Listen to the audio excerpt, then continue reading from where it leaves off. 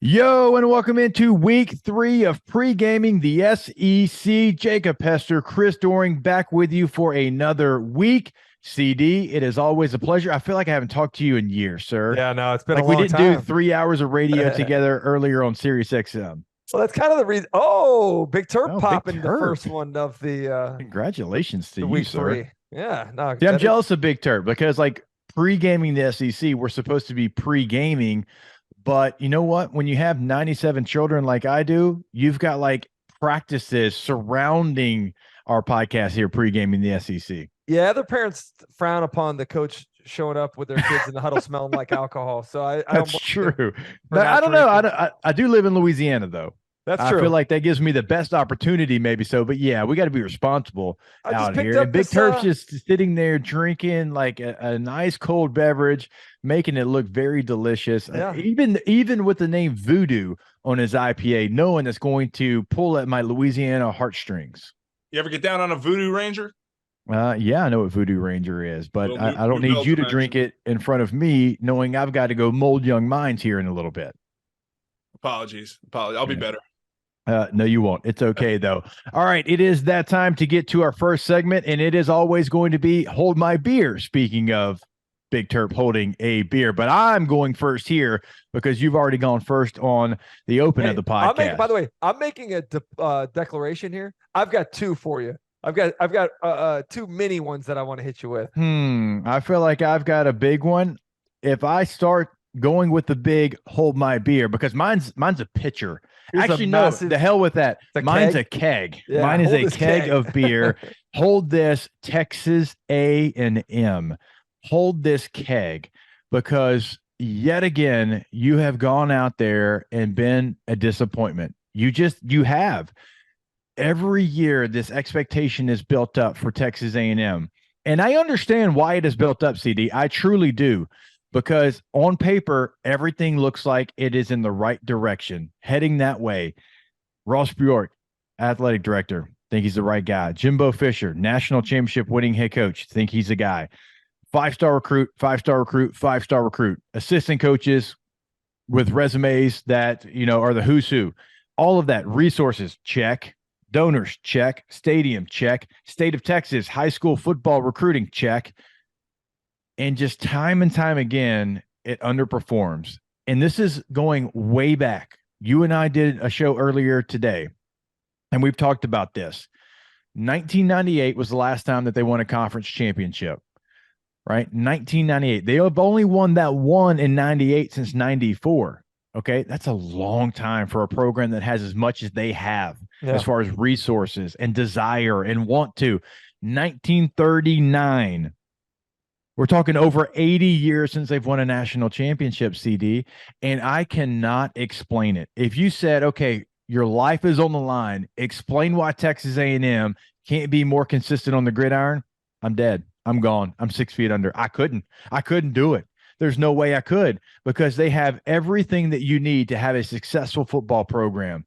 I think the world of Jimbo Fisher. I am doing this podcast with someone listening and caring about it because of Jimbo Fisher. He gave me an opportunity to play running back when a lot of people would not have gave me that opportunity in the SEC. But for whatever reason, CD, they cannot. And I'm talking about as a school, they cannot put it all together and have that special run that year that we're all talking about. And I'm talking about a conference run, not even talking about a national championship run. If you have the answers, I'd love to hear them. If anybody listening to this podcast has the answers, I would love to hear them. At Jacob Hester 18, at Chris Doring on Twitter, at Pregaming the SEC, because you can't give me a reason why they don't, but they never do. That's a good point. And we'll talk more of the details of that debacle down in Coral Gables past Saturday later in the show as we look back for the final time this week. But I do think, the hold my beer, it's such a broad term. We use that and it's almost like, I'm going to date myself. You'll have no idea about this. I'm hoping that Hess, you'll have a little bit of recollection. Did you watch the Smurfs back in the day? Of course I watched the Smurfs. Yeah. You see the way I'm built? Of course I did. So the Smurf was used in a number of different ways. It was an adjective, it was a verb, it was a noun. I mean, you could use it interchangeably. I feel like that's what hold my beer is. Hold my beer could be hey, you thought that was pretty effed up? Let me hold my beer. I'm going to show you something more effed up than that. Or, hey, Yeah. yeah, you did well at that. I'm going to outdo you here. Hold my beer. Let me go give it a shot.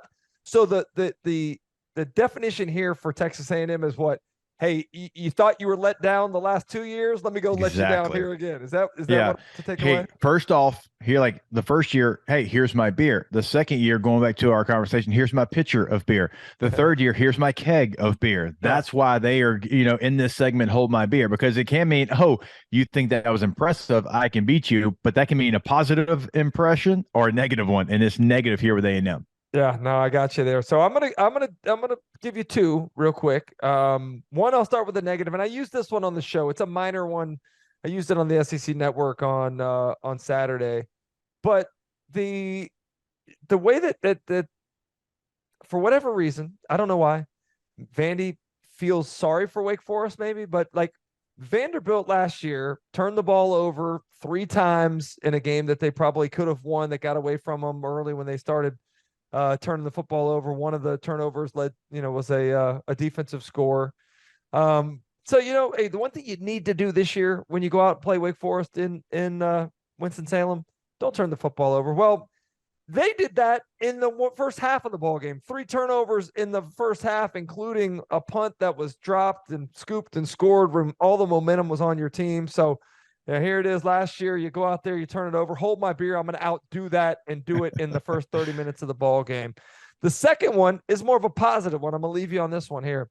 A lot of people been talking about, Oklahoma and Texas coming to this conference and not being ready for what they're going to face when they get into this league. Not going to be built properly for the line of scrimmage league that is the SEC. Not going to be able to have the athletes that the SEC has. Well, hold my beer, because I'm going to go into the most difficult place to play in all of the SEC against the best team in the last decade and a half. And I'm going to physically beat you on both lines of scrimmage. I'm going to out-athlete you. And oh, by the way, I'm going to out-coach the GOAT, which never thought was possible. But a positive if you're a Texas fan, or a positive if you're an SEC fan next year in 2024 in the future. Join us here instead of beating us from an outside perspective.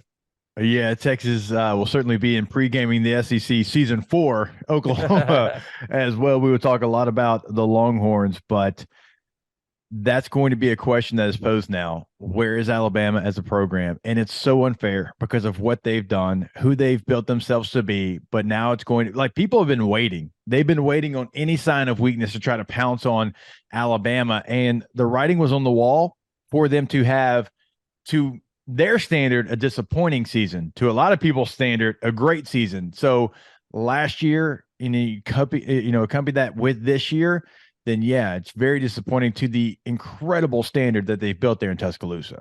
Yeah, and it is, you're a victim of your own success. And I think sometimes when you have as much success, when you're overexposed in a way, the way that Alabama has been, people can't wait for you to fall. And there have been the cries of, the dynasty being over multiple times. And I don't even really want to get into the dynasty part of it. I think it was an amazing run. When I was at Florida, we had an amazing ramp up to where we dominated the SEC. Certainly didn't have the the same success on the national stage that Alabama did, but things change. Everything is cyclical. It's always going to end at some point in time. And whether it's because of the rise of the program in Athens, that the blueprint was taken straight from Nick Saban and implemented better than any other assistant of Nick Saban's has been able to do, and that taking some of the recruiting targets that typically Alabama would have been able to stockpile away, whether it's the NIL stuff, the transfer portal, the combination of everything, you're looking at a much more even playing field within this conference and within the national landscape. And parity is kind of the buzzword of the first couple weeks of the season. And I unfortunately think that there is this idea that we have to quantify something and say, all right, well, this was the dynasty. Now it's over. It was a great run. Can Alabama win national championships? Certainly they can. Will they win them in the frequency that they did over the last 16, 17 years? No chance. Neither will Georgia. Yeah. Neither will anybody else, because of how even now the landscape has become. Let me ask you this question before we move on to last call, and it's probably something we could revisit in last call. The last time that a Nick Saban-led team lost at home by double digits was 2003 when he was the head coach at LSU. Over 7,000 days ago, almost 2 full decades. I think it was October 11th, 2003 was the last time that it happened to Nick Saban. You know what they did in 2003 at LSU? What? Won a national championship. Mm. So the last time it happened to Nick Saban, it was actually against the Florida Gators. Yeah. I know it's a long time ago. You don't remember when I Florida was used to beat there. LSU. I was in the stadium, man. Rex Grossman lit up the Tigers that day, right? Wasn't that the quarterback? Yeah, Or no? I believe so. I believe, and actually, it led to Nick Saban being so angry about Steve Spurrier calling him and saying, "Congratulations on a national championship, but you still couldn't beat the Gators." That next year when we played Florida, it could have been the 85 Bears, and we were going to find a way to win. That's how mad Nick Saban was. But yes, so to get back to the point, it happened to him before, and he found a way to rally the troops and win a national championship. With that being said, do you think they actually have what it would take to rally the troops and get back into a position where they're playing for a national championship? Let me correct myself. I was actually about to say that, Hugh. Excuse me. Y'all always be forgetting about Chris Lee. I know. Y'all What's Chris Lee? always. 2003 was the year that Chris Leak Swamp went King's in there little documentary, forgetting about Chris Leak. Yeah, no, that was not fair. Chris Leak went in there, I think, as a freshman, I want to say, and did that. He wouldn't have been very old. Let's see, he might have been a sophomore. Yeah. I mean, he was young. Yeah. How about the Gators winning by 12 with Chris Leak coming in at negative 66 rushing yards on the day? Yeah, LSU couldn't get anything going offensively. Skylar Green with a punt return, if I'm not mistaken, was the only score that they had that day. So, all right. Reminiscing. Too much reminiscing. Let's not reminisce when the Florida Gators had an advantage over LSU. Certainly here on the podcast, I'm joking as many times as I've reminisced about LSU having an advantage. And so let's go ahead and get into last call. I want to answer that question. You do? Okay, right now? No, you want to do it in our next segment here? I think we can. But before we get there, I do want to tell the people about the fine folks over at Richards Honda. Go to the website today. That's richardshonda.com. We've been telling you over the last couple of weeks, they've got something for everybody, no matter what the lifestyle is, no matter what you need, sedan, midsize, full-size SUV. If you need the old minivan, look, it's okay. I've got 5 kiddos. We can roll up to carpool in the minivan because you might be looking at it, side-eyeing that thing. It's okay. You know what I do? I push a button. The doors slide open. The kids jump in for carpool, and you can have that as well. Go check them out again online. That's richardshonda.com. And now we will get into last call. And I know we got into a little bit of it there in Hold My Beer. We were very passionate about Hold My Beer this week. But last call, week number 2.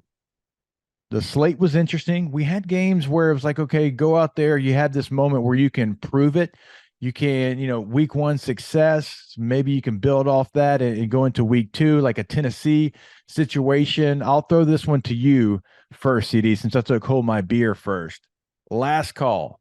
Last thing you want to get off your chest before we move on to week number 3. I just think about how interesting it's been the first 2 weeks of the season, and I use the word interesting in place of disappointing if you're an SEC fan. But for the SEC to struggle the way that we have in the first 2 weeks, 1-4 against ACC opponents, losing games because we've been out SEC'd by other teams, by Texas, by North Carolina, by Florida State. I mean, the thing that we always go back to is it's a line of scrimmage league. And in every single loss that the SEC has suffered to an out-of-conference Power 5 opponent, it's been because we've been beaten on the lines of scrimmage on both sides of the ball. Dating back to the first Thursday of the season, like Florida was beaten soundly on the offensive and defensive lines by Utah. That South Carolina, North Carolina game, LSU, FSU. This past weekend, Alabama outplayed on the lines of scrimmage on both sides. Texas Wake Forest, Vanderbilt, Texas A&M, and Miami. Like, all of these schools have beaten us at our own game, and I think that's the part that's hard for me to kind of swallow right now. And I honestly, a lot of the haze in the barn, like who you are as a conference, is decided in your first 2 weeks of the season when you're playing out of conference games. I don't know how much that the conference can do at this point in time to rectify the impression that's been left to the nation and, more importantly, the College Football Playoff Committee. Oh, how can that not be both of our last calls? I mean, you've only won one game in 5 opportunities against the ACC, and the 4 that you lost, to your point, CD, they big boyed you. Let's call it like it is. Like, we have to call what the tape says. The tape says that they controlled the narrative in the game, and Tennessee beat UVA. UVA is not a great football team, but at least Tennessee did take care of business. And then you talk about Texas, who, yeah, they're going to be in the SEC next year. Like we said, they're not now. They're a Big 12 team, and they came into Tuscaloosa and they had more fire. I mean, you go watch some of those clips, like right to the echo of the whistle, right? They are going to the echo of that whistle. And even in some wins, Mississippi State, Arizona came across the country and took you to overtime. Mississippi State, despite Auburn traveled four turnover margin. I mean, you're +4 in the turnover margin, and you still have to go to overtime to win that game. That speaks to just the effort. So yeah, exactly. So that does not look great for the conference. I mean, Auburn was able to find a way going all the way out west, and I do think Cal's better than we're giving them credit for. But like, that one was never really secured until the final whistle, and so we're not used to being in this position. Again, let's call it like it is. We're used to it being the other way. Like, we're disappointed that they didn't win all 5 games typically, not that they got dominated like they did. And that is something like, I got to do a case study. I got to figure out why this is happening, because that has been the difference. It has been in the trenches. Yeah, skill players, sure, but SEC's always had skill players. What was the difference? It was because they had mean, nasty, tough up front 7 on defense, offensive line, and you knew that after you played that SEC team, the next week, whoever you played, you were still going to feel that SEC team. That has not been the case so far, and that has been shocking to me, is because even if a team found a way to beat you, I don't want to call it fluky. That feels disrespectful, but they had to go out there and almost be perfect. Yeah. They had to have like a generational type quarterback performance to go out there and beat you. Well, we're not seeing that. We're seeing, hey, you know what? We're grown and you're not. We're running right here. You can't stop us. And that is alarming. And there's a couple of more opportunities. You have one this week that we'll get to later on. You got K-State, Mizzou. K-State dominated that game last year. Yeah, we can get to the old SEC, ACC challenge that we have at the end of the year. But like you said, the hay's kind of in the barn by that point. Yeah. And there's some soul searching that's going on this week in a lot of locker rooms. You know, I've heard a lot of talk from Alabama players about how they weren't ready to go. They didn't have a great practice. First and foremost, I have a hard time believing that Coach Saban is not going to have guys ready to go, at least, you know, with a great plan and with a great speech, a great like mental approach. I can promise you he's got his teams ready to go. If you're not ready to go, that's on you. You got to look in the mirror, because I have been coached by that man.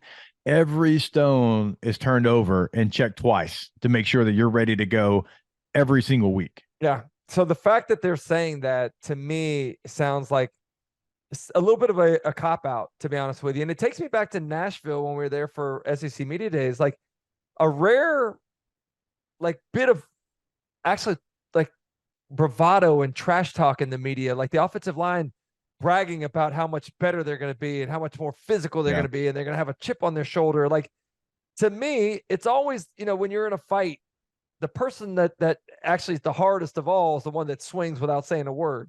The person that wants to tell you about how great they are really doesn't want to fight. And I wonder now, between those two things, between an offensive line group that wants to talk about how good they are and not really back it up at all, and a group that says, hey, we weren't ready to go. Like, those all sound like excuses to me. And I'm not used to hearing that kind of stuff coming out of Tuscaloosa. No, and that's all level of football, every level of football. And I love the example that you use. I'll give you one from my personal family. I got an 11-year-old son that just started playing tackle football. It's his first time, man, and he is really taking a liking to it. And he's going out there. He's playing left tackle. I got a family of left tackles. Go figure, with me being a running back. But he goes out there, man, and he pushes the guy back 12 yards. He's got him on roller skates, right? And for whatever reason, the little guy starts talking trash to him. My son looks back at the huddle, jogs back to the huddle, doesn't say a word to him. I said, man, that might be the most proud I've ever been of you. He goes, what do you mean? I said, you dominated that guy. He was talking trash because you embarrassed him and you didn't jaw back. You let your play do the talking for you. And that's what good teams do. That's what great teams do. Is it okay to talk a little trash? Yeah, we've all been there before. But think about that. When you're getting dominated, you try to talk trash to make yourself feel better about getting dominated. And then the guy just runs back to the huddle. Oh man, that's a gut punch right there. So I Yeah. agree with you wholeheartedly. Yeah, no, and I think that's kind of what we've seen across the landscape. You know, what we heard from Texas A&M in the offseason was this sense of urgency that existed, that we were, a greater attention to detail, that we were finishing in practice. Yeah. Well, when I look at the tape and look at the secondary, I don't see guys finishing. I see guys getting beaten pass coverage. I don't see any sort of real push from the front seven. I don't see them getting any pressure on Tyler Van Dyke. And I see guys after the catch that are not being taken to the ground. It's one thing to give up Yeah. a completion on a deep throw. It's another to not be able to get the guy on the ground, turn a 25-yard catch into a 50-yard touchdown. That happened multiple times. And that to me was the most surprising part. I love DJ Durkin. I've been around him for a long time, dating back to his days here. I think he's a great guy, great coach. But I have no explanation for why Texas A&M looks the way that they look on defense.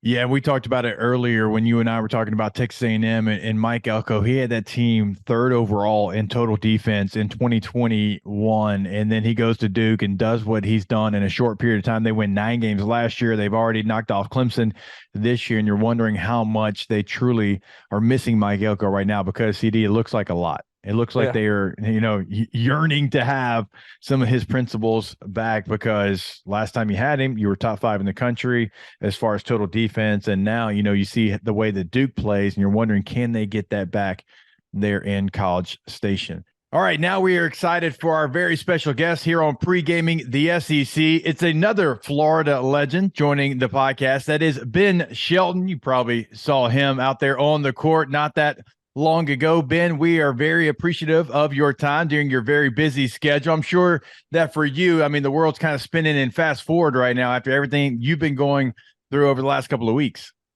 Yeah, thank you guys for having me. Pretty cool to be on this podcast, but yeah, it's been crazy. Being in New York and having the run I did, kind of walking the streets after, and then seeing the aftermath, and now coming back to Gainesville and being with all my friends and the other athletes here on campus. It's been a cool experience. That's awesome, man. The reason, obviously, I'm very proud of you as a Florida guy, but as a Gainesville guy too, I think we all take great pride in the success you've had, and just watching, the interest of people in this area and people across the country. I mean, I saw something, you were labeled as maybe the U.S. man that with the most potential out there playing right now. I mean, it's crazy to think about, what has changed for you almost overnight, as you talked about, man. What's the biggest difference in your life since coming back from New York?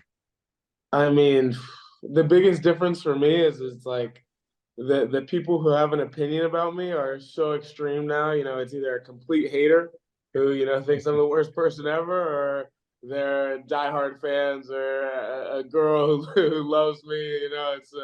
It's gotten a little bit out of control. On both ends of the spectrum, but I'd say that's probably the biggest difference. Who can hate? Are we talking about like the hoity-toity, like traditional, like tennis guys? Is that who hates on you? Like, who could possibly not like the energy and the excitement, the attitude you bring to playing? Yeah, tennis Twitter. They like the traditionalist, be a little bit more quiet and respectful on court, and I don't find myself to be a disrespectful person when I play, but definitely a passionate person. Yeah. And I guess that can rub some of those people the wrong way. No, for me, it's very authentic, right? I was watching actually some highlights before we hopped on here, and it's very authentic. Like, it's who you are. And, Right. All of us are players here. Like, we played our sport. CD and I played football in the NFL, and you have to be that. You have to be yourself. You have to go out there with that mentality because that's who you are. That's your identity. So anybody that hates on that, it's just they don't know what you go through to get to your process to get to the point where you're at your best level. I agree. So take me back through, man. Let's talk about your development, man, because I know you come from a family of tennis players. Your father was an accomplished tennis player and tennis coach. Your mother was a player. Your uncle, your sister. Like, I know in the beginning you were kind of anti-tennis a little bit, right? You wanted to make your mark in other sports outlets. Is that right? Yeah, I was a big football guy. I hated tennis. I wanted that to be my dad's thing, my older sister's thing, whatever. My family can have that one. And I was going to have nothing to do with it. Like, tennis isn't a fun sport. That was my mindset when I was growing up. So I went and I played football from when I was like 5 or 6 to like 12 or 13. That was kind of the first sport that I fell in love with. And then 12, 13 is when I really started getting things going with tennis and starting to, practice and train for real. And that was when, my progression or development kind of started. Yeah, one of the things that I think is pretty cool now, you're seeing college tennis players have a legitimate path to becoming like real pros and play at the highest level. That's not always been the case. It's kind of been the soccer model as well. Like you go to high school, maybe you go to an academy and you don't have the opportunity to play in college, but you're a perfect example. And there's others now you can go play at a high level in college and then still have a high level pro career as well and play for championships. Yeah, I think it's crazy. I think the two keep going hand in hand. The better the level of college tennis, the more players that start to make it in the pros. And then when college players start to make it in the pros, the best juniors see it as a pathway, and then they start going to college, and it's just this cycle. And if you weren't from the United States, the thought maybe a couple years ago was if you go to college, like you're giving up on pro. Like Right. if you go to college, you're not focused. You don't care about that being your career. You're basically going to get an education and go party. And that was what everyone who wasn't from the United States thought. And I think that Yeah. narrative has definitely changed in the last couple of years with the success of a lot of college players. So how old were you when your dad took the job here at Florida, man? What were you, about 10 or 11? 10. 10. All right. So you move here, and I imagine at that point in time, you're still big into football. How long does it take you to get indoctrinated into Florida football? And who was your favorite Florida Gator football player as a kid? Oh man. I mean, right away I was into it. I was a huge Gator fan, coming from Georgia Tech. It was a rough, few years with me as a football fan that I had there. So I got here and I thought it was the greatest thing ever. Favorite guys, I loved watching Trey Burton. Yeah. He Yeah. was up there for me. I was right after Tebow. So I was Yeah. I was a highlights guy. I would go on YouTube and I watch these Gator teams, Rainey, Demps, Percy Yeah. Harvin, Tebow. I mean, those were the guys that I really enjoyed watching, but obviously that had already happened. So I was a Yeah. big YouTube highlights guy. Do you remember your first experience in the swamp? Because I remember mine as a player being an opposing team going into that place. I was a true freshman, Ben, and I was fortunate enough to get a start that night.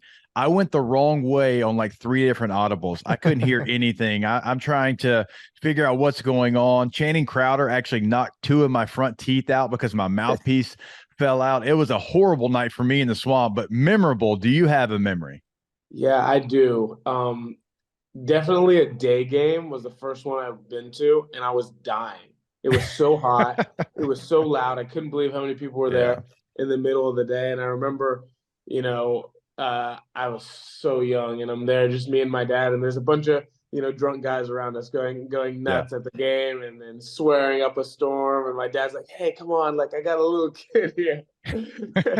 What? And that's not something you saw as much in Right. Atlanta at the Georgia Tech games. So It, that it, was kind of my first experience about Yes. how rowdy, Gator football is. it sounds like the U.S. Open crowds. I mean, I've been to Wimbledon a couple times. I know that's a lot different than the U.S. Yeah. Open, but what is it like playing there? One of those like matches at midnight where all the people are hammered and a little different than the hoity-toity tennis people. I mean, it's insane. It's high level heckling, and it's one of my, or it's definitely my favorite atmosphere because, like you said, most of tennis, you go to Wimbledon or some of these other tournaments, it's all, that's it. Yeah. They're Yeah. not screaming anything, saying anything. During the point, people will be screaming at you in the crowd. So I think it fits the city that it's in, New York City, Yeah. very well. Do you get tempted to jump back and start talking trash with them? Because I think, at a younger age when I was playing, I always try to engage with the people in the stands, which is not the best approach in any sport. But I imagine in tennis, it's the worst thing you can probably do. Right. Yeah. I try to not engage with the crowd as much. I'll engage with like my box, my Yeah. my people that are there, my coach, sometimes with the other player. But I tried not to get into it with the crowd, and somewhere like the US Open, it's so loud in there, you can't really hear anything that individuals are saying. That's actually a good thing. We talk about it all the time on this podcast. Like the thing you try to do as a football player, you try to put like blackout curtains to the crowd. Like you try to focus in and hone in, but we got 10 other buddies out there with us. I think that's Right. the difference. Like for you, it's just you. Like it is you out there, all eyes on you and your opponent. That makes it more difficult for me. You don't have any buddies and teammates to kind of lean on and try to get you through the situation. Yeah. Yeah, I think tennis is a little different, having to be out there by yourself Yeah. and try to figure things out. And one thing that's been big for me figuring out is how to really motivate myself going into a match, how to go into a match with a chip on my shoulder. And once I find that little thing that I can use as a chip on my shoulder to really be aggressive and go after the other guy, that's something I don't know if it was the same for you guys when you play, but when I'm just a little bit or a lot mad, I play my best. Like, some people are like, oh, you can't play angry. You have to be, calm and collected. But I mean, when I'm angry, that's when my best tennis is played. Did you watch Last Dance? Is that where you got that from Jordan? Did you see any of the stuff he talked about, like making up things to be mad about? Yeah, I've definitely seen that. And there's a few things that happened in New York, whether it was real or not. I made it up in my head that it was real, and I'm thinking in my head like when Jordan was saying, and I took that personal. Yes, absolutely. Hey, I got to ask you about the celebration, man. I love it. I love all of that. I love you going out there. Again, going back to our first question, like showing the passion. That's you. It's authentic. It's what you are and who you are. And I was somebody, I love celebrating a good play in the end zone as well. One time,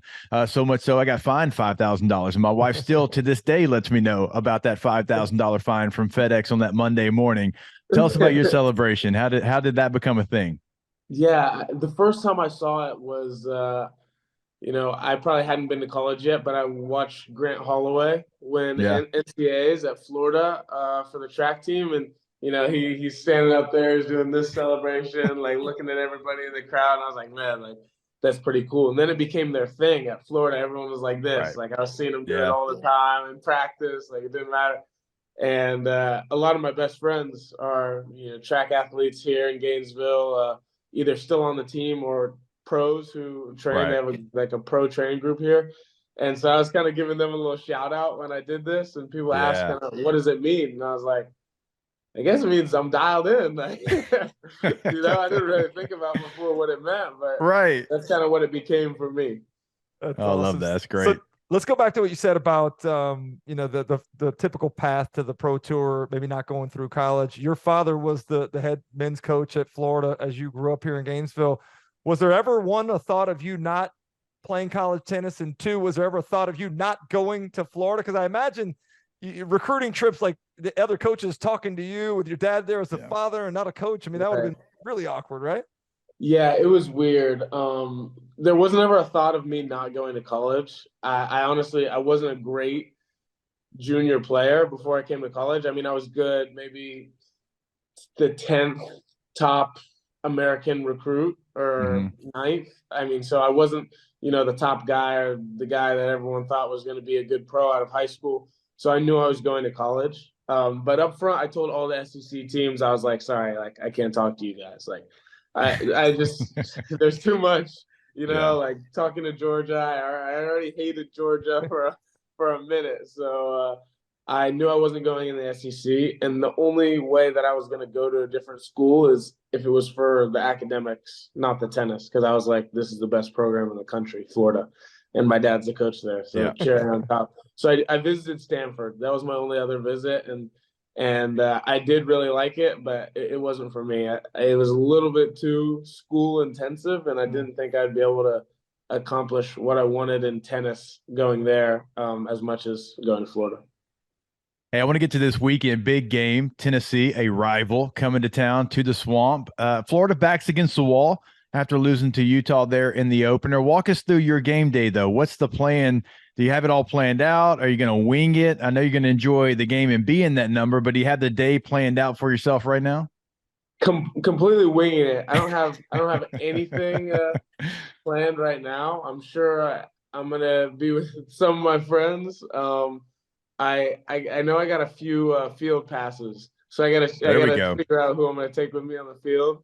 I'm excited for that, and then I'll probably go up to like the student athlete section and get rowdy up there. It's a good spot. So I'm excited. First night game that I've been to Florida football in a while. So Yeah. the fact that, it matched up that I was in town randomly the weekend of the Tennessee game, I'm bummed. What's Tennessee ranked right now? 11.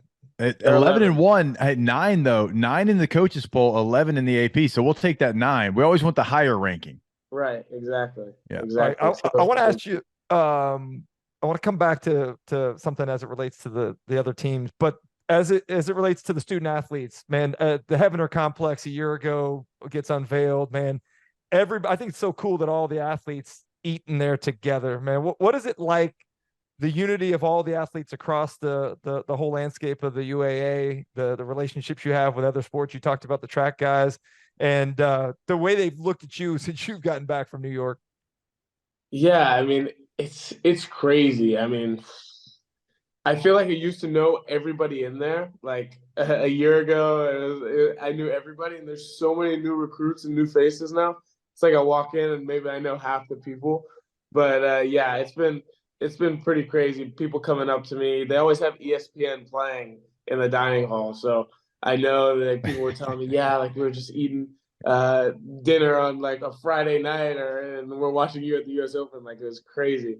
But I still go in there pretty much every day. They let the pros still, if you're still in school, you can come back to Heavener and eat there, study there. They let you use the facilities. So that's been really nice for me just because training down there at Florida, long days, and it's very convenient. But I mean, one of a kind facility. Hey, bro, CD, there's a statute of limitations on going back to eating at the dining hall. You're not allowed to go there. They told me I could come work out, but CD, you still in school, man? I'm thinking about getting a grad. Thinks he is. Hey, every time I try to bring up this game, CD, by the way, to Ben, like ask him about the game, you try to go to something else. Are you scared about this game, CD? What are we doing? I'm not scared at all. I was going to ask you, Ben, you kind of lit up about the Tennessee thing. Like, who was your favorite team to hate to play against in the SEC? It was Tennessee. Well, our three were Tennessee, Kentucky, and Georgia. Yeah. Georgia was the worst to play at Georgia. Tennessee had the nastiest like coaching staff and team. Like they were just a tough team, and Kentucky was second. But yeah, I think Tennessee was my favorite to play, but also the most difficult team to play. So who are you closest with on the football team? At Florida? Yeah. It's interesting. I was never that close or had that many friends on the football team. I'd send messages to some guys who made it to the NFL here and there. Anthony Richardson every once in a while. Yeah. I'd send him something, or who else? Zach Carter. Mm-hmm. Yeah, it's a good one. A few other guys that are on the team now that like I'm friendly with, but I've never really been like best friends with anyone who's been on the team. Khair Elam, actually. Yeah. Okay. He came to my match at the Miami Open this year. Nice. That's cool. He's on the Bills, and the owner of the Bills' daughter is a professional tennis player. So he kind of came out. Yeah, that's right. Yeah, Jessica Pegula, and I was like, "Wait, Khair?" Yeah, that's awesome. He was like right next to the court. So I was like, "Oh shoot, a Florida boy." Yeah. That's pretty cool. Hey, so Ben, what's next for you? Like, obviously, like you've got tournaments and different things coming on. You mentioned you happen to be home in Gainesville on a weekend. So like, what's like maybe the next 4 months as far as events that you're going to be in and kind of the training, getting ready for all those events? Right. So Grand Slams are done for the year. Right. I have this team event in Vancouver starting next Friday. It's called the Laver Cup. So it's basically like they pick 6 players from Europe to play 6 players from the rest of the world. So I'm on Team World, and we play against Europe, and it's a pretty big event. So yeah, I was lucky to get picked for that. And then I come back home, have another like hard training block for a week, and then we have the Asia swing. So I'm going to China for 2 weeks, Japan for a week, and then finishing my year with 3 weeks in Europe. Bro, do me a favor, man. Don't burn out here, man. You're doing a lot. You played singles, you played doubles. Didn't you play mixed doubles too? I played mixed doubles, man. I played mixed doubles to the end. We made the semifinals. I mean, I was cooked by the end. How'd But, you do that? I mean, I was worried about Oh, the your hope and a stamina, prayer? bro. What are we doing? I mean, let's be honest. Did I really think that I was going to make the semifinals in both of them? Probably not. But yeah, I think in the future, or at least for a while, I'm Yeah. going to retire from mixed doubles. But maybe Okay, at some point fair in the enough. future, at some point, I'd like to play with Coco Golf. So Yeah. maybe I'll have that. Yeah, I mean, gosh, that was a lot of fun to watch as well. Like, I mean, just both sides of it were fun to watch. Like, there was intrigue, like there was some newness, certainly, right? And you saw some new faces, and that's what made this run so special on both sides. I think is because it was like a blend of old and new, And Americans. Yeah, and Americans Lot too. of That's a great point. Yeah. So real quick, in the household, man, mixed doubles. Do you and your mom take on your dad and your sister? You guys compete? We used to do that literally every weekend. Yeah. Every weekend we would go, me and my mom versus my dad and my sister, but we couldn't beat them because I mean at that time I was worse than my sister, and obviously my dad's dominant, so so we struggled. But I think it might be more of an even game now. I saw his deepest run at the U.S. Open was the second round. Have you talked trash about getting deeper than him? And No, so a lot of people ask me this question, and my politically correct answer is if he were to have had all the opportunities in the sport that I've had, that I only have because of him, he probably would have gone further. So I can't say anything about who did better because I've only done so well because of him. Very hey, that is a great answer, though. I think your pops will appreciate that. Hey, before we let you go, Ben, and we truly do appreciate the time, a prediction? You got any predictions for this weekend for the Florida Gators against the Tennessee Vols? I'd love to see a high scoring game. I think our Gators are going to get it done. I think we're going to win by 3. I like it. I'm going to say 27-24. I mean, they haven't beaten us here since before you were born, just about. I mean, you were born in the year after he was born. Yeah. He was born in 02. The last time, 2003. I was still in high school the last time that Tennessee beat Florida. CD, now, I mean, you were well into your NFL career already. So, well, if this is the one game that I come home for and we don't get it done, I'm just going to blame it on myself. So hopefully we get it done. So I can get back to games. You'll be doing this soon. I got a chance to be the honorary Mr. Two Bits a few years back. It was a noon kickoff, homecoming. We lose to Vanderbilt, so I think I'm banned from doing that. Oh yeah, forever. You're done. But I did it last year. Actually. Oh, you did last year? Okay, all right. But it was I forget who it was. I think it was a little bit of a bunny game though. I think we won pretty easily. So so you're invited back. Yeah. But I would be tight if it was like a big team, big matchup, and I had to do Mr. Two Bits. But yeah. I think I'm the only Mr. Two Bits that's ever lost to Vanderbilt at home. There's no question about it. You are the only one. You're banned for life, CD. There's no Two Bits in your future. That's for sure. Hey, Ben, man, we really appreciate your time, man. This has been a lot of fun. Very enjoyable watching you and the run, and still like the best is yet to come. And so we're looking forward to watching you down the road. And again, man, thanks for your time. Appreciate it, guys. Thanks for having me. Thank you, man. All right, that was fantastic stuff with Ben Shelton. Certainly, it was a lot of fun to watch his run there in New York at the U.S. Open, and hoping and expecting big things from him in the future. We appreciate his time, and we appreciate him hopping on Pregaming the SEC. All right, before we get to Know Yofo, let me tell you about our friends over at Blue Delta and BlueDeltaJeans.com. Look, obviously they can come in, they can measure you. You're going to have the perfect pair of jeans. I have a pair, CD has a pair, but it's not the only thing that they do over there at Blue Delta Jeans. They also have the chino pants. Actually, they are, right now they're fitting the Ryder Cup team. I mean, they are doing big things there over at Blue Delta and BlueDeltaJeans.com. And look, the tagline that we came up with a couple of weeks ago, it's always going to play true. Nothing feels as good as custom fits, and you're going to get the best custom fit from Blue Delta and BlueDeltaJeans.com. All right, let's get to our next segment. We invite our guy Big Terp in here for this segment each and every week, and it is Know Yofo. So Big Terp, I'm going to throw the team out there. It's a team that maybe SEC fans don't get to see often enough, and they need to learn more information on this team. And so you always give us a little news, a little nuggets there. And let's go with Arkansas's opponent. It is BYU. Now, BYU, longtime independent, now in the Big 12 Conference. It's a team that Arkansas played a year ago. What do SEC fans need to know about BYU? All right, so BYU about to kick off a stretch of 10 consecutive games against Power 5 opponents. So Arkansas hoping to rudely greet them to start that. They're only averaging 79 yards per game on the ground, which is 118th out of 132. And keep in mind, they had an FCS opponent last week. So that's not like they're playing Alabama and A&M up front. Of course, Alabama and A&M of 3 years ago, not the 2023 SEC. That wouldn't be that impressive. Defensively, just one sack through 2 games.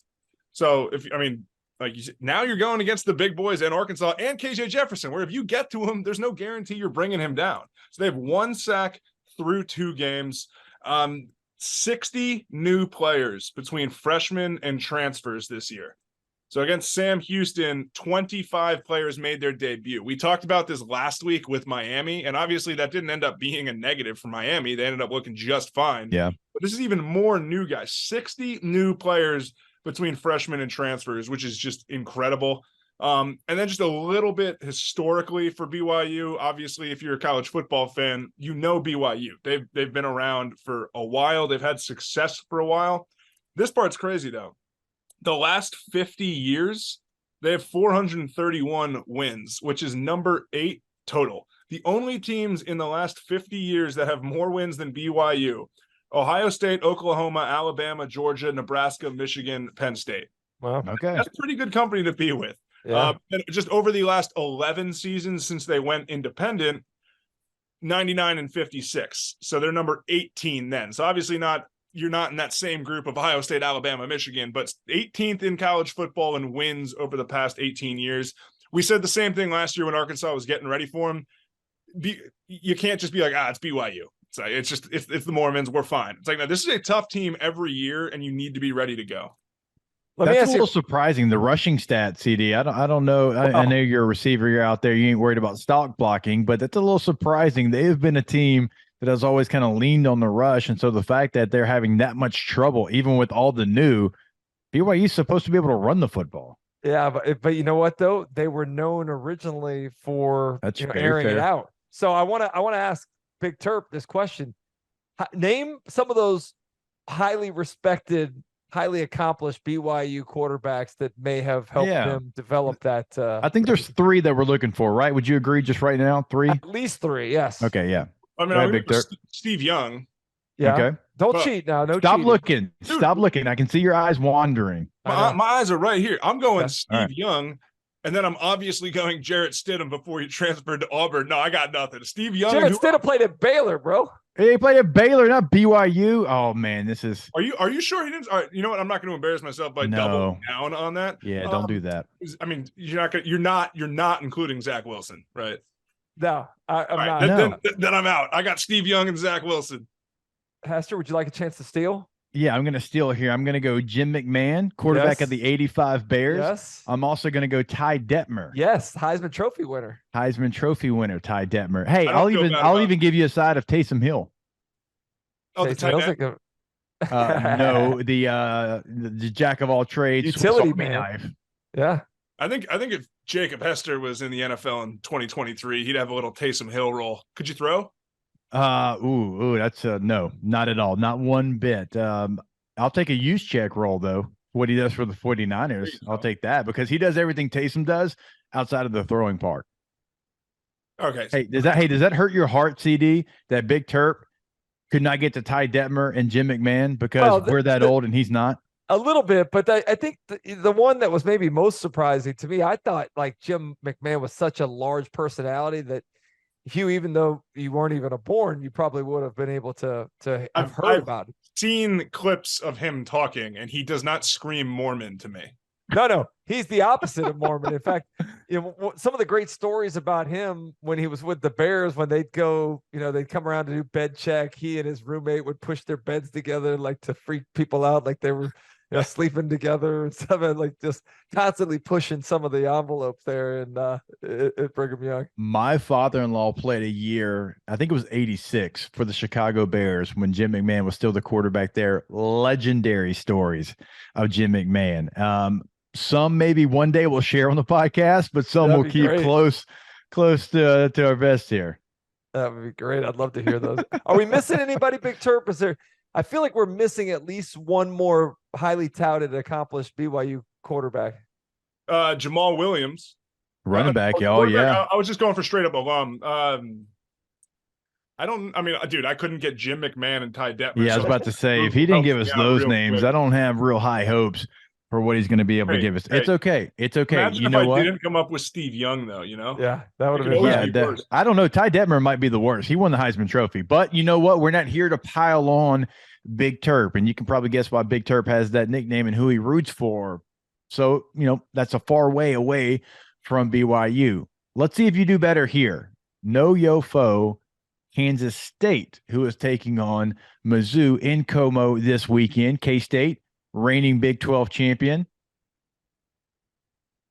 Are you asking me to name famous quarterbacks? Because I'm not going to be able to do it. Colin Klein, offensive coordinator. Oh, man. I wasn't asking you to do that, but first Kansas State player that pops into your brain, all-time, go. Darren Sproles. You said the right answer. There you go, sir. You What passed the about test, and you passed the test. What about recently? Deuce Vaughn is a recent. Yeah, Deuce Vaughn's great, but this is a pro Darren Sproles podcast here on Pregaming the SEC. Hey, I don't know him. Obviously, he's one of your great friends and teammates. I would love to have him on. We'll do that someday, but I'll take your word for him as being a good dude, and I'll accept the pro Darren Sproles aspect. Yeah, so just a little bit of no yofo for Kansas State. Kansas State defense will start one single blue chipper and 3 walk-ons, and they're still going to be good. I mean, that's just how they work over there. That's how they've always worked over there. They switched to a 3-3-5 alignment in the 2021 season, and since the switch, they've allowed just 20.4 a game, which is 18th in all of college football. They better get out of that 3-3-5 alignment, because that is not something that's been very good against SEC teams in recent years. I mean, shoot, even when Ole Miss was running that, trying to line up against Alabama. Now, I'm not trying to compare Alabama and Missouri in terms of their ability to run the ball, but Cincinnati didn't have success with that against Alabama in the playoffs. I mean, Mississippi State's trying to live in that world right now too, though. Yeah, I don't. And you talked about kind of the lack of impressiveness that you saw from the lines of scrimmage against Arizona, but yeah, I what else do we need to know about him? TCU ran the 3-5 against Georgia. Yeah. Oh boy. Yeah. That 3-3-5 defense it's worked so far this year, and obviously not playing world beaters, but the defense enters the week top 10 in rushing defense. They're first nationally, 38 yards a game given up on the ground, 10 tackles for loss a game, which is 5th. Scoring defense is 7th, 6.5 a game. They're averaging 4 sacks a game. That's 9th. So, I mean, we'll see how it goes against Missouri. Chris Klieman, since he took over, 3-0 in non-conference games against the Power 5. You might remember the Mississippi State game a few years back, 31-24 Kansas State. 24-7, they beat Stanford. And then obviously last year they whooped up on Missouri. The aforementioned Deuce Vaughn had a nice little game. But margin of victory for Chris Klieman against non-conference Power 5 opponents is 17.3 a game. Oof. So we'll see how that goes. Since Colin Klein, obviously also aforementioned, took over, he took over as the offensive coordinator for the Texas Bowl in 2021. Since then, they're averaging 34 a game. They've scored 40 or more in each of their last 4 regular season games. They have not done that since 2002. So I don't know if you guys think they make that 5 or not. I don't think Eli Drinkwitz thinks they make that 5. We will see. And obviously, if they make that 5, that's probably a win. I don't think we're seeing a 40-40 shootout.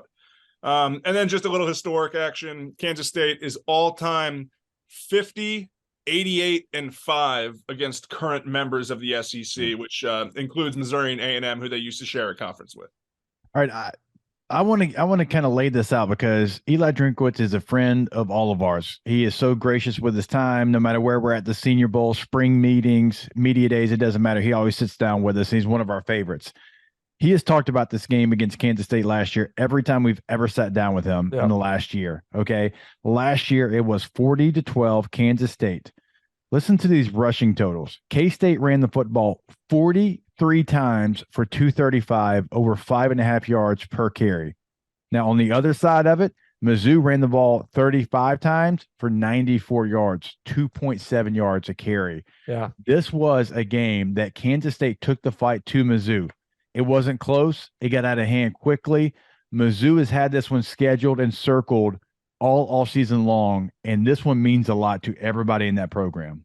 Yeah, I think it's interesting going into this game on how much excitement there seems to be in Como. Like it's 11 a.m. local start, but this is one that you feel like a lot of people, in addition to the head coach and the team, have been circling. The fans themselves seem to want to create a hostile environment. It'll be interesting to see how that plays out on Saturday morning there, but it's an interesting one for so many different reasons, and maybe none of which the least is the embarrassment that you just described with those numbers. All right, let's get to the pre-gaming portion of Pregaming the SEC. Now, maybe across the country, the week 3 slate doesn't look great, because that would be factual, actually. It's a bad week 3 slate across college football, but it's not really in the SEC. I would say some of the games that move the needle the most are here within the Southeastern Conference. And Tennessee at Florida comes into that category, LSU at Mississippi State, and South Carolina at Georgia. Let's start with South Carolina at Georgia, because I think that's the one that is going to go by a little bit faster than the other two, because there's one matchup that I think is really going to dictate this game and decide this game. That is Georgia's defensive line against South Carolina's offensive line. It was a bomb squad against UNC for the South Carolina offensive line. It was more no-hitters than Nolan Ryan. Okay, they were getting Spencer Rattler hit so many. Every drop back, it felt like he was getting hit in the chest, right under the chin. Every pass, he was under pressure, right? And it's amazing that he was able to do as well as he did. I don't know that they fixed that yet. CD, do you think that they can hold up long enough for Spencer Rattler to make plays down the field and keep them in this game? I don't think they can hold up long enough, and that's why I think you have to do some things to compensate for what's going to be a major disadvantage on the offensive line. Asking him to drop back and throw from the pocket is not something that I think is going to be sustainable. I think you got to get the ball out quickly with some quicker throws. I think you got to move the pocket some. You know, if you're trying to hit some big plays, you know, have maybe come off a play action, maybe find a way to get your launch point, you know, somewhere different than right behind the center. But the idea that they're just going to line up and one, pass protect, and line up and even run the ball. I mean, they had a hard time running the football against North Carolina's front seven. How do you think it's going to go against Georgia? So I think this is a game that if they can find a way to be competitive, let alone, you know, win the game, it goes back to Dow Loggins being able to compensate for what is going to be the Achilles heel of the South Carolina program this year. Yeah, and Dow Loggins is somebody that I respect the heck out of. I think he is the right hire. I think he's a very good offense coordinator. And the thing with him is most of his time has been in the NFL, where you haven't had mismatches like this. So I'm very interested to see how he tries to make up for the offensive line struggling like they did against UNC in this matchup, because the last thing that you want to do is invite more people into the box by keeping your back and tight end inside the count, inside the protection with the responsibilities. You and I have talked about this 5-man protection. Get the ball out of your hands. You have a veteran quarterback. You got to trust him. If you start bringing tight ends in, well, it brings another defender into the box who can green dog. He can delay blitz. Running back, same thing. You got your running back there. He's looking all over the place because they're college kids and they don't necessarily know that guy's lined up way too far to be even a threat over there. So he's not coming, but you still look over there because maybe you don't know exactly what's going on. That just invites more problems. Get the ball out of your hands, get the guys out there in space, and that's something that's going to be a challenge for South Carolina to try to do. It's the matchup. It is the one matchup that is going to really be a deciding factor if South Carolina can stay in this game. Yeah, I think one of the interesting things would be, all right, who do you use in terms of spreading things out? Xavier Legette has had a tremendous start to the season, maybe one of the big positive surprises about this South Carolina football team. I don't know what the health status is of Juice Wells. Coach Beamer said he's fine and good to go, but his stats would probably tell you otherwise. Yeah. Like, who are those guys that you can depend on as pass catchers when you do spread it out? Because I'm with you. Like, a lot of times you can utilize some of those quick throws as, Yeah. Slow them runs. down. Yeah, at some degree. Yeah, make them chase, make them pursue, and de facto runs without having to try to beat your head against the wall, running into a brick wall. Yeah, I don't think we'll really learn what we're looking to learn about this Georgia team in this game. Now, Shane Beamer has his team ready for games like this a lot of the time. Last year, a lot of peaks, a lot of valleys. Can this be one of those peaks for the South Carolina football team? We will certainly see if it is a test for the Georgia Bulldogs. All right, let's go to LSU at Mississippi State. This is a game that LSU has to certainly be ready for. It is a early kick, 11 a.m. kick. It is a road game. It is a situation for them that in the past has given them trouble playing early in Starkville. How did they handle that?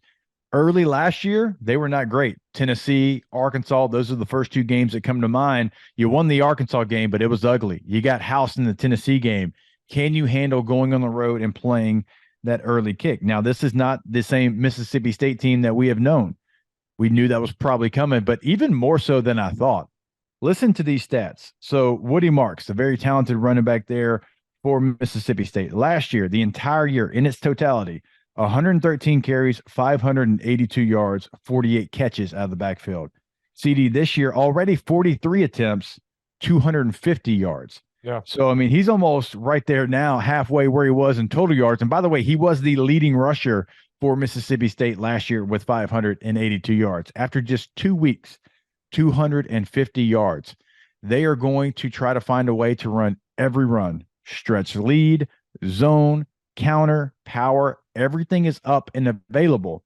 The offensive line is still a air raid offensive line that I'll give them credit. They're trying like hell to be a physical offensive line, but it's just not there yet. And that's going to be the matchup in this one. Can LSU's defensive front, Mekhi Wingo, Mason Smith, hold up, run gap integrity, which they struggled with as the entire defense did against Grambling?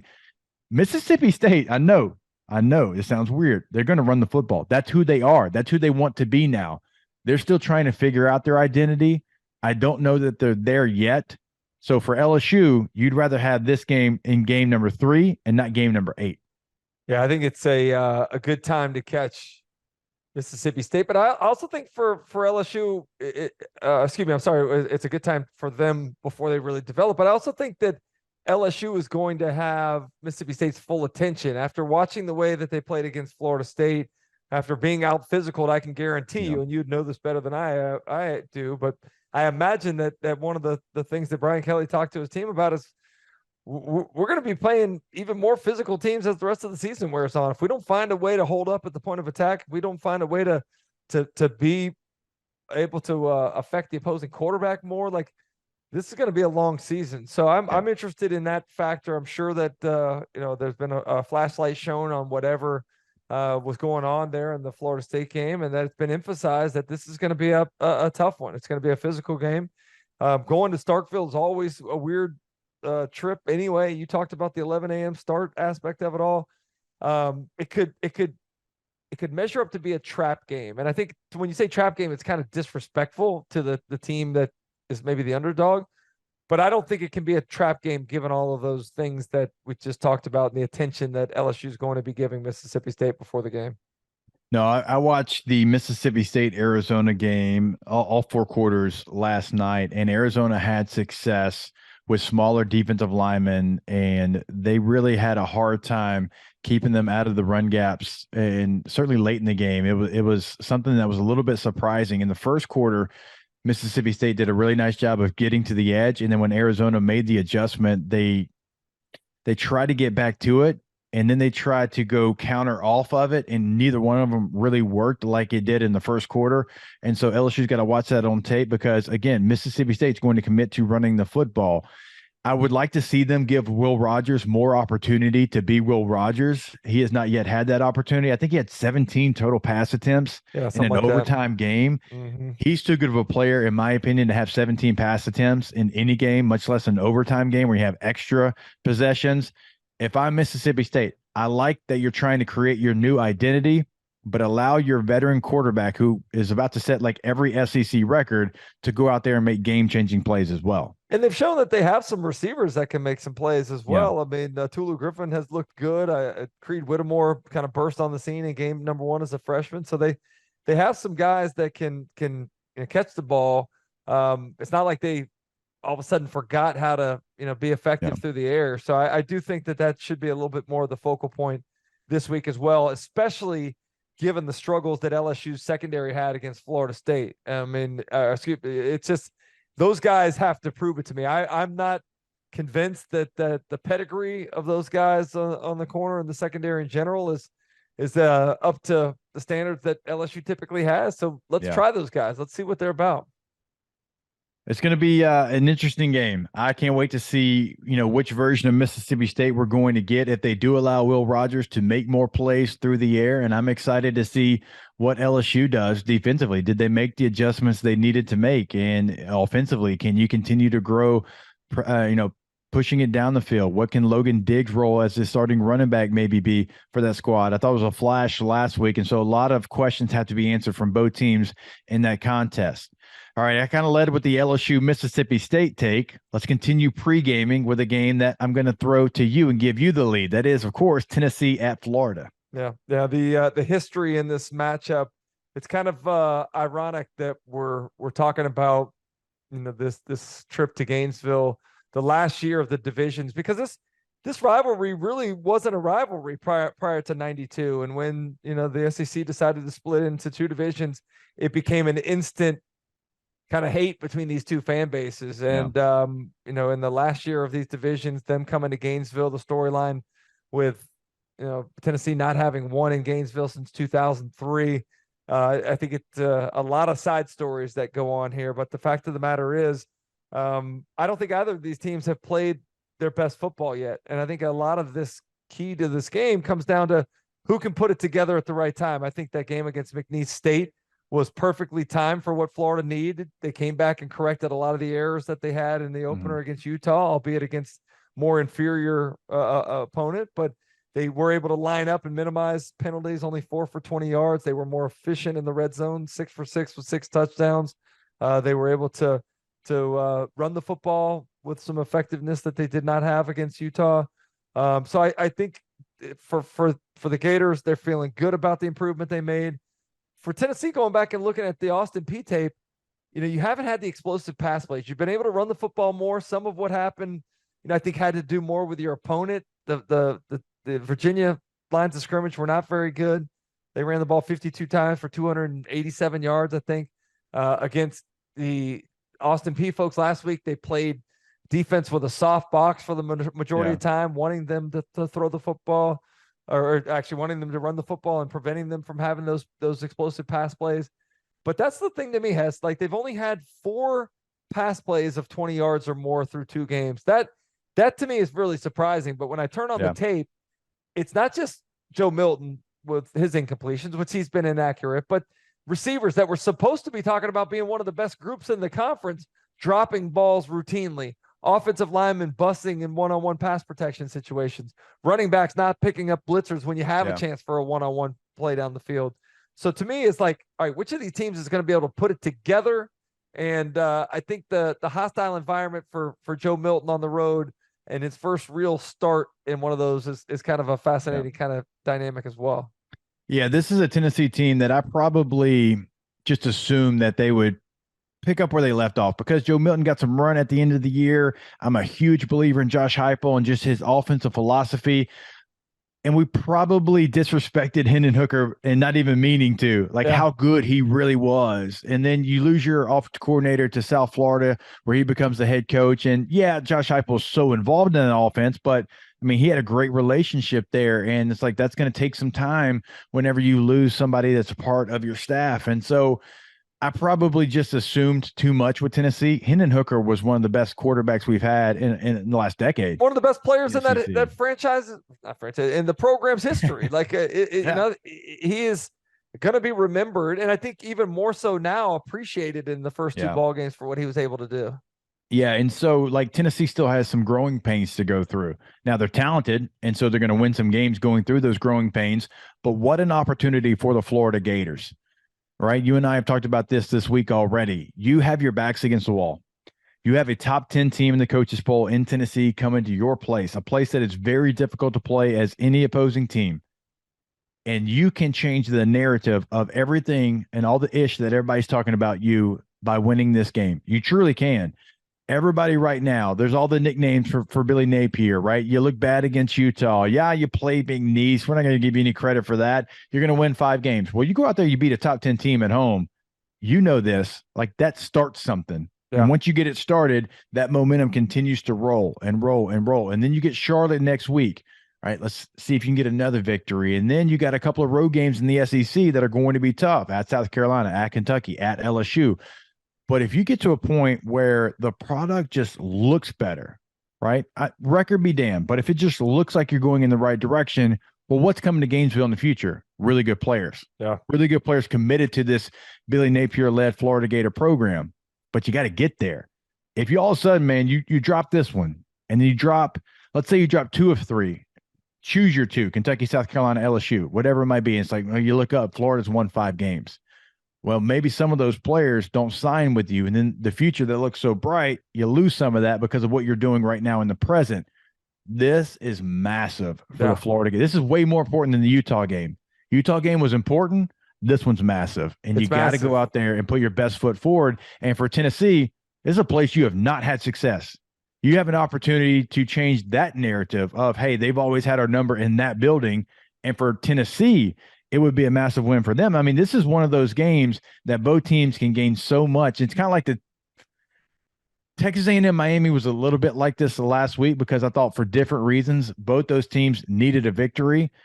They both need one in this one for different reasons, but there is a lot of pressure for Florida to go out there and win. And then for Tennessee, I think they really need this to springboard some of that clunkiness away from their team so far in this season. As you mentioned the drought in Gainesville here that the Vols have had, 2003 was the last time they were able to come into the Swamp and leave with a victory. I was in high school to tell you how long ago that was. I was going to say there's a lot more accomplished quarterbacks that have led Tennessee into the Swamp and left a loser. How many of those guys can you name off the top of your head? Give me a couple Tennessee quarterbacks since 2003. Yep. Going to go Rick Clausen. I'm going to go Eric Ainge. I'm going to go Jonathan Crompton. I'm going to go Joshua Dobbs. Hendon Hooker would be in that category. I feel like I'm doing better than I thought so far. You're killing it. I think that might be the extent, though, because Casey Clausen would have been before that. His brother Rick would have been there, as I mentioned. I feel like I'm missing one pretty important one, and I can't remember who it is. Well, there's a few recent. Like who's the guy before Hooker that we really wanted to do well, and he just never really got there. So it would have been after Joshua Dobbs. Yeah, here's a real quick hint: fumble on the goal line against Bama. Doing his own thing, trying to go over the top. Oh my gosh! He even changed his name on us. Yeah, the pronunciation was altered there, wasn't it? So what? How did it start out? Do we know? I got it here. So in 2003, which clause? No. It was Garantano. Which one was first? Yeah. Which one was last? Garantano was first, right? Yeah, it's changed to Garantano. Okay. See, I didn't want to be wrong there. Yeah, man. He was there for a long time too. Yeah. So you're right about Ainge had 2 losses in the Swamp as the starting quarterback. You know, there's one you're missing. That was a pretty accomplished California quarterback that came to the SEC. All right. See, now my brain's just melting right now. I have just given it every piece of Tennessee quarterback knowledge. You're about to make me say like Heath Schuler and Peyton Manning and T. Martin if you don't stop. You're gonna be upset about this because I think this is one you should have remembered. Tyler Bray. Kansas City Chiefs legend Tyler Bray. And then You're right. has 2013. Technically, the start was Nathan Peterman as a redshirt freshman. He got the start. Wait, what? Yeah, See I didn't that? know that. I didn't Yeah. know that until this week. That completely And then he sucks. blows my mind that So that's a Justin fact. Worley came in for him. And then so how about this? The Felipe Franks to Tyree Cleveland Hail Mary year. Yeah. Who started that one? Dude ended up transferring to, I want to say, UCF. Is that right, CD? USF, I mean. I don't remember where he transferred. All right. to. So now you got to give me the name. I'm telling you, y'all have melted my mind here. Quentin Dormady. You could have given me the Powerball. I was gonna say that would have been a tough pull. Yeah. And I would have walked away with no money in my pocket. Yeah, so Eric Ainge, Jonathan Crompton, Tyler Bray, Nathan Peterman, Joshua Dobbs, Quentin Dormady, Jarrett Guerin, Tano Tano, Henry Hope. I got y'all confused now. I was so nervous to say the wrong one that I'm just like letting y'all go. Like, surely they're going to say it. Oh man, I'm going to go with Garantano. Feels right. Gosh, I that's a player. And you're right. I thought he was going to, at some point, figure it out. And he had moments of putting it together. I know. And then the kind of lasting memory on top of, I want to bang on the dude, but you mentioned the fumble, like the interceptions against Kentucky where they returned multiple pick sixes in that ball game there in Knoxville. All right. Oof, man, 2003. That is not even something that I didn't know that was a stat in that series as well. That is fascinating to me, considering like some of those players we just rolled out there, like Eric Ainge, Jonathan Crompton, Joshua Dobbs. I mean, those are really good football players. I mean, Joshua Dobbs is still starting in the NFL. I mean, Eric Ainge was like an all-conference type player. Jonathan Crompton was actually with me in San Diego. Very talented quarterback. That is a surprising stat to say the least. And so, again, they're trying to change that narrative. All right, that's going to do it for pre-gaming here in week number 3. Oh boy. You know what that takes us to here. Oh boy. Everybody this is not great. See you later. See you next week for week 4. Take it to the bank. Now, anytime that somebody's on a streak that's as bad as we are, you can fade take it to the bank and you might win some money. Don't start fading us now. Do not fade us now. Here's the thing I love about it, bro. You know what? When bad shit happens, that means good shit's right around the corner. And the winners are coming for everybody out there. Don't start fading us yet. Do you know when the night is darkest? Right before dawn? Just before the dawn. Come on. Okay. I blame this on the SEC and non-conference play 100%. As well. I'm going to throw some shade at our conference here. All right. I was betting on every single one of you showing up and being a team that went out there and beat the non-conference foe, and you did not. Okay. You've disappointed us. You've left our pockets with lint and not money. Okay. But we're going to stay with you. Well, a lot of the reason because we're in conference play now, so you have no choice outside of a couple of matchups. But the problem with my picks is they were chalky AF, man. I went with heavy favorites. Yeah. I thought, one thing you can always depend on when things are going rough, you can count on Alabama at home, right? Alabama's a covering machine at home, and that was not the case on Saturday night. No, it was not, and we have laid it out a couple of times, and so. We'll put our picks out there. We'll get them out there on Friday night. Do we need records? They're not great. Is your boy maybe 0-6? That's potentially something that could be factual. Is my guy CD 1-5? Maybe. Soft maybe. It's a soft maybe. But for me, there's only one way to go, and that is up. CD has room for improvement as well. We will get back on track. I know last year we went through some of this as well, and we found our way to being successful by the end of it. So the SEC has let us down. They've disappointed us in some of these non-conference games. We disappointed y'all, but we'll be better. We had to get a sample size. We had to get some tape. We had to, we're in here looking through tape at early morning hours and trying to grind on this thing to make sure we get you back on track here. All right, so we will have those picks again out on Friday. We're going to have some winners. I have faith. Ye of little faith, get out of here because we don't have any of that. So Slate next week, by the way. I mean, we've got some pretty interesting contests. We've got Auburn, Texas A&M. We've got Ole Miss, Alabama, UTSA, Tennessee. That intrigues me. Yeah. We've got Memphis and Mizzou. You have Mississippi State, South Carolina. So, the slate's looking like LSU, Arkansas is another one we've got. So the slate picks up next week. And we'll be back next week. And so, CD, it is always a pleasure. Therapy session last week. This week, therapy session last week was actually for Florida and LSU. This week it was for the entire SEC. I'm feeling better about next week already. No, I feel better about next week as well, and I certainly feel better about our take it to the bank picks too. So looking forward to the run we're about to go on.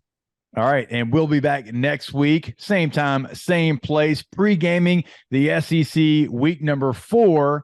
So make sure that you stay locked in. Follow us on all social medias at Pregaming the SEC is the handle on Instagram and Twitter. Big Terp. Same thing on YouTube, if I'm not mistaken. Like, subscribe, the whole deal. Just search Pregaming the SEC. We appreciate y'all. Go SEC.